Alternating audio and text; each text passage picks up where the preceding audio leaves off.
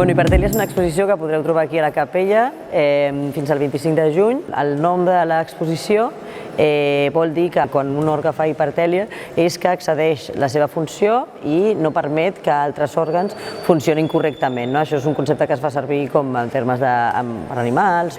Llavors, aquesta exposició parla de la hipertèlia en relació a la tecnologia. Parla que la tecnologia és un òrgan hipertèlic que ha crescut tant que ha deixat de fer la seva funció d'eina per passar a afectar a molts altres espais de la nostra vida social individual.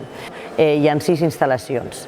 Són una sèrie d'escultures o pintures o sistemes o artefactes però que estan fets amb sistemes mecànics fets a mà. Tant el seu disseny mecànic com el seu codi estan basats en principis filosòfics que parlen de cognició, però no necessàriament amb els termes que es fa servir normalment la intel·ligència artificial, com és productivitat, mecanicisme, racionalisme. O sigui, si l'exposició comença fent una mica d'homenatge als primers sistemes de reproducció de vida artificial que es van voler fer, al final, l'última instal·lació vol fer una proposta sobre noves connexions amb les màquines o noves maneres d'entendre els algoritmes en un espai reflexiu, en un espai on et pots estirar, o et pots meditar amb les màquines, on pots parar, a diferència del que normalment estem acostumats des de la tecnologia, que és tot molt ràpid i tot sense pensar.